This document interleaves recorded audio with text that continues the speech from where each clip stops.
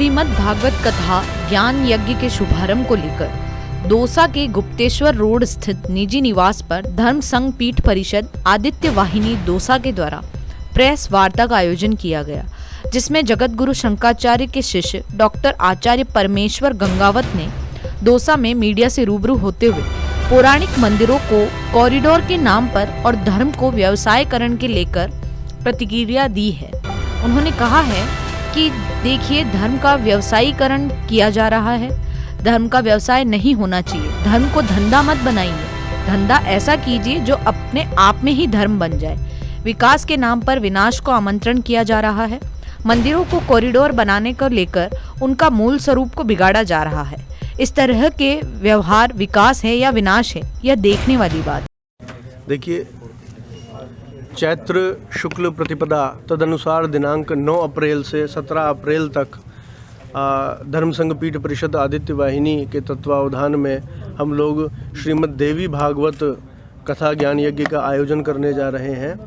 इसका उद्देश्य, हमारा उद्देश्य है कि धर्म के वास्तविक स्वरूप को, धर्म की वास्तविक मीमांसा को और शास्त्राचार को, शास्त्र सम्मत विधा को जनमानस के समक्ष अपने मूल स्वरूप के अंदर प्रस्तुत करना, ये हमारा उद्देश्य है।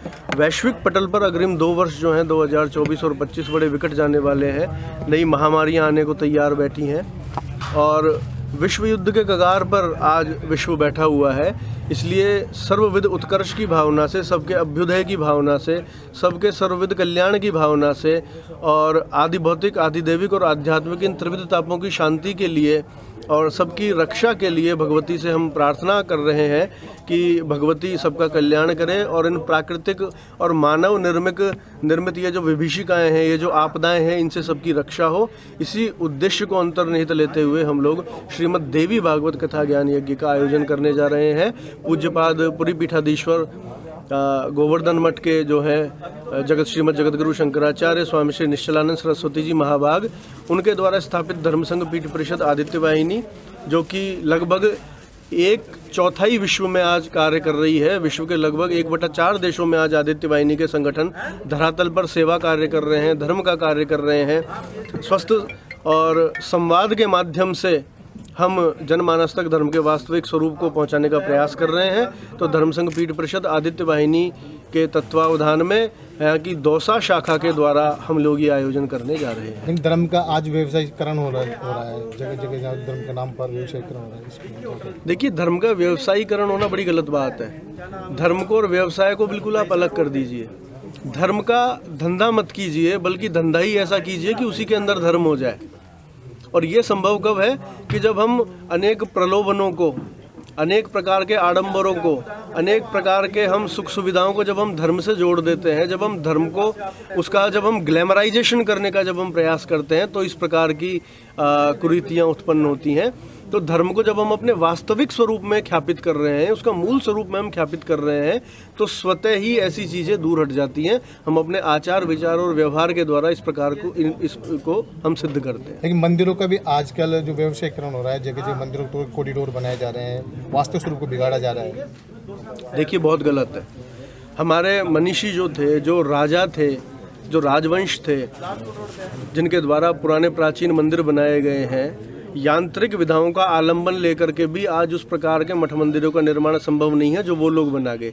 क्या वो लोग सक्षम नहीं थे कॉरिडोर आदि बनाने में?